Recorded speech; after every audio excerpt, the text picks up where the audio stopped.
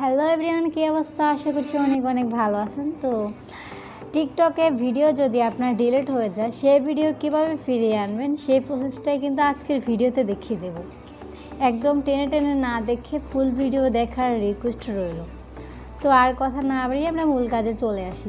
টিকটকে তার আগে একটা কথা বলে রাখি, আপনারা যারা চ্যানেলে নতুন আছেন তারা কিন্তু অবশ্যই চ্যানেলটাকে সাবস্ক্রাইব করে রাখবেন, পাশে থাকবে বেলটি অন করে দেবেন। ওকে, আর যারা সাবস্ক্রাইব করেছেন তাদেরকে অসংখ্য ধন্যবাদ।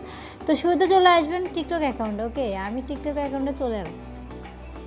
তো এখানে আসার পরেই আপনাকে শুরুতে চলে আসতে হবে আপনার প্রোফাইলে। ওকে, তো আমি এখানে আমার প্রোফাইলে চলে এলাম। তো প্রোফাইলে চলে আসার পরে এখানে দেখতে পাচ্ছেন 3 লাইন, এখানে টাচ করে দেবেন।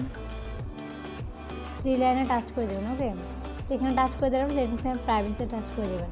তো এখানে টাচ করে দেওয়ার পরেই এখানে আপনাদের খুব পরিচিত একটা সেটিংস, যেটা দিয়ে অনেক ভিডিও আমি দিয়েছিলাম, অনেক কাজে আসছিল। তো যাই হোক, এখানে একটা অপশন দেখতে পাচ্ছেন যে অ্যাক্টিভিটি সেন্টার, এখানে আপনি টাচ করে দেবেন। ওকে, তো এখানে টাচ করে দেওয়ার পরেই আপনাদের সামনে এরকম একটা ইন্টারফেস শো করবে। তো আমাদের কাজ হচ্ছে, এখানে দেখতে পাচ্ছেন যে রিসেন্টলি ডিলিট। ওকে, এটাতে আপনার টাচ করে দেবেন, রিসেন্টলি ডিলিটে টাচ করে দেবেন।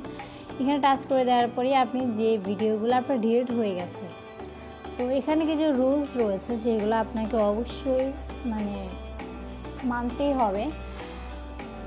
তো এখানে কিছু রুলস রয়েছে, এগুলো আপনার মাথায় রাখতে হবে।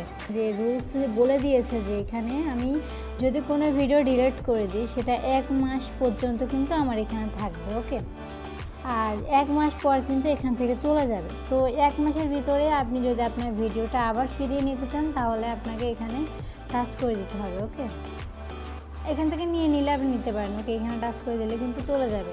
তো আমি নিতে চাচ্ছি না, এটা যেখানে আছে চলে গেলে যাক। তো ভাবছি আপনার দেখানোর জন্য। তো এখানে দেখতে পাচ্ছেন আমার এটা কিন্তু 9 দিন অলরেডি হয়ে গেছে, আর এটা আজকে ডিলিট করেছে। ওকে, তো যাই হোক, যদি আপনারা কোনো ভিডিও যদি আপনার হোম পেজে নিতে চান, নয়তো আপনার অ্যাকাউন্টে নিতে চান আপনি, তাহলে এখান থেকে নিতে পারবেন। তবে হ্যাঁ, ডিলিট করে দেওয়ার পরে এটা মাথায় রাখতে হবে যে 1 মাসের ভিতরেই কিন্তু আপনার যদি ভিডিও ট্রান্সফার করতে চান তাহলে করতে পারবেন। 1 মাস যদি পেরিয়ে যায় তাহলে কিন্তু এখানে এসে আপনার কোনো ভিডিও পাবেন না। ওকে গাইস, এই ছিল মূলত আজকের ভিডিওটা কাছে আমার অবশ্যই কমেন্ট করে দেবেন।